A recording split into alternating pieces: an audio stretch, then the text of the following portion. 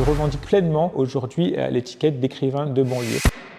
Je m'appelle Mabrouk Rachedi, je suis écrivain. J'ai publié 11 romans, dont 5 romans jeunesse. Je puise mes inspirations dans le réel parce que je vis dans le réel. Et je pense qu'il est très important de resituer les quartiers populaires dans la grande carte de la littérature. Dès mon premier roman, qui était un roman de littérature générale, j'ai fait plein de rencontres scolaires qui m'ont encouragé, qui m'ont dit que ce que je faisais était très bien. Parfois, on me disait que c'était le premier livre qu'ils avaient lu jusqu'au bout. Et je me suis dit, comme j'ai un contact facile avec ce public, pourquoi pas écrire pour eux. Les Étoiles montantes, c'est vraiment un groupe de jeunes qui se liguent pour participer à un concours de scénario. Chaque fois que je fais des ateliers d'écriture, la première réaction des jeunes, c'est « on n'y arrivera pas ». Et à la fin, c'est de dire « on y est arrivé » et en plus, on est très fiers de nous.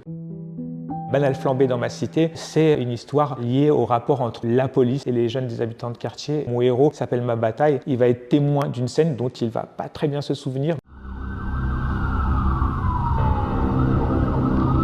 À la fin de cette scène, un jeune de 17 ans est retrouvé mort à côté d'un policier qui a perdu connaissance et il va mener une enquête pour découvrir ce qui s'est passé ce jour-là. Mes personnages s'appellent Inès, Sékou. J'essaie vraiment d'avoir des personnages qui ont des prénoms tout à fait normaux, de représenter la France que je connais. Ces jeunes se sentent vraiment reconnus parce qu'on parle d'eux dans des livres et avec une langue qui ressemble à la leur, avec des parcours qui ressemblent aux leurs. Un jeune qui m'a dit, c'est la première fois que je lis un livre entièrement et j'ai préféré vous lire que de jouer à la PlayStation. Et ça, c'est magnifique. Et quelques mois après, j'apprends que ce jeune a passé son oral du brevet des collèges et son intitulé, c'était « Comment la rencontre avec un écrivain a changé mon regard sur la lecture ». Et il a eu 84 sur 100. Et c'était une belle récompense. Mes livres, plus que d'affirmer les vérités du haut de je ne sais quelle montagne de savoir, essayent de poser des questions aux jeunes et après, j'espère qu'ils vont se les réapproprier.